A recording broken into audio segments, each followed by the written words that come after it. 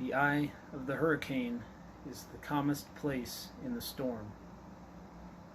How do you deal with burnout and weariness and lack of motivation and exhaustion?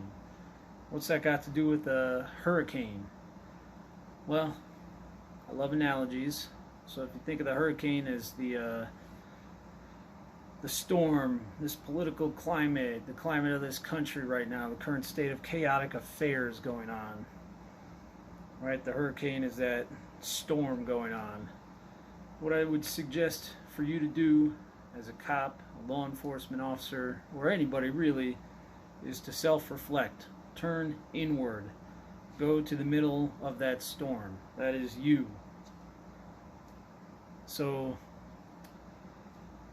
I stem from a place of internal motivation, and I have my own purpose, my own mission, my own goals. I choose to be a cop because that profession is most in line with my purpose, my goals, my mission. That of hunting down and pursuing evil in this world and ridding the world of that.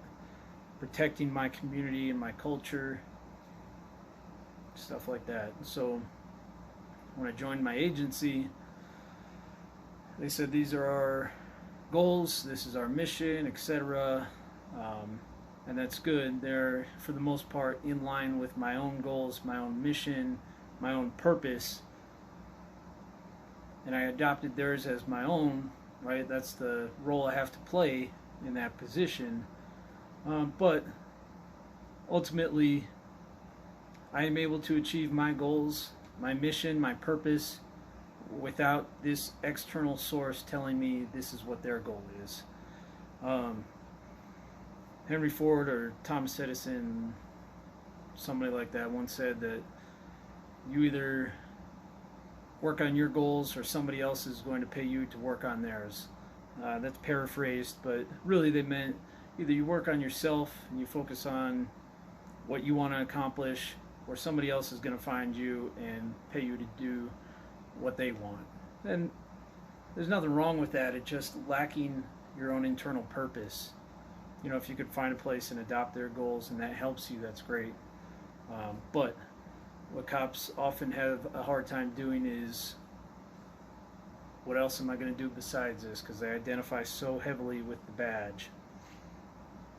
So, along with stemming from a place of internal motivation, I would say to a point I am selfish. And what I mean by that is I don't allow myself to get burned out, or I don't identify with getting burned out. Obviously, I'm human, and so I get tired at times. I become weary, but it's not an overall theme that occurs in my life. And I like to reflect on a couple of Bible verses in that. You know, one of the obvious ones is don't grow weary doing the Lord's work. But one that may be less obvious and more of another analogy is, I believe it was Psalm 23. I can't even remember now, but my cup runneth over. I stem from a place of what I give to the world is the spillover of my own cup. If you're getting to a point where you're not able to produce because you're so exhausted, your cup is running low and you're constantly emptying it to fill up somebody else's cup, right? You're constantly getting exhausted. I try not to allow myself to get to that point. You get the spillover because I focus on myself. I focus on fulfilling my purpose, fulfilling my needs first, and then what spills over you get. And again, it's selfish, but that's okay. If you're focusing on yourself, you're able to produce for other people. The other thing is you have to change your attitude. You have to say thank you for this challenge. Thank you for this persecution. Thankful for the opportunity to serve. Thank you for the trying time to demonstrate my perseverance. A great, I think it's classified as a historical fiction, but a great book is Gates of Fire. It's the story of the 300 Spartans at Thermopylae. And in this story, there's a character called Polynices. And Polynices says, war, not peace, produces virtue. Right? You're not able to develop and demonstrate these virtuous traits, these masculine traits, you're not often able to do that in a time of peace.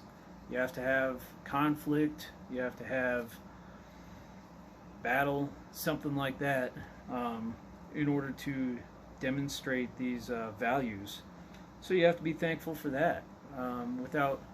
Without there being an enemy, you're unable to solidify and work on yourself. You're not able to develop these awesome virtuous traits.